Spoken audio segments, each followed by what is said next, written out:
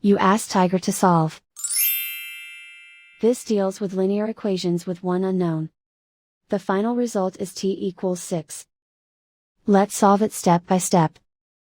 Group all constants on the right side of the equation. Add 5 to both sides. Simplify the arithmetic.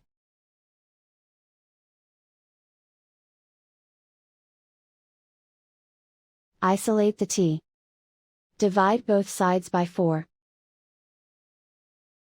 Simplify the fraction. Find the greatest common factor of the numerator and denominator. Factor out and cancel the greatest common factor. And so the final result is t equals 6.